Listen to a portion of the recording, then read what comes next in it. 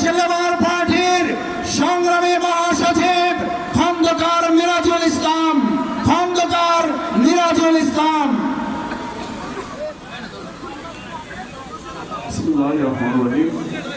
আজকের এই বিক্ষোভপূর্ণ সমাবেশে সম্মানিত সভাপতি এবং জাতীয় নেতৃবৃন্দ এবং সামনে উপস্থিত যারা আছেন সবাইকে জানাই শুভেচ্ছা ও সালাম। আসসালামু আলাইকুম। আমরা এখন এমন একটা সময় দাঁড়িয়ে আছি যে আমরা আর আমাদের মাননীয় প্রধানমন্ত্রীর মতো চুপ করে থাকতে পারি না। আমাদের এই দুর্যোগপূর্ণ সময়ে আমাদের আওয়াজ তুলতেই হচ্ছে।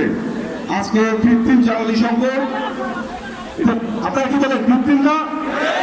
কৃত্রিম জ্বালানি সংকট, সেই সাথে সাথে কি হচ্ছে, দ্রব্যমূল্য বৃদ্ধি পাচ্ছে। সমস্ত সারা দেশের মানুষ আজকে দ্রব্যমূল্য বৃদ্ধির জন্য সাফার করছে।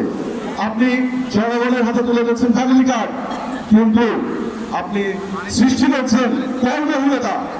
আপনি বিভিন্ন জায়গা থেকে উঠিয়ে দিচ্ছেন ভাতা। আপনি যারা রাইড করে, বাইক রাইড শেয়ার করে, তাদেরকে আপনি কর্মহীন করছেন।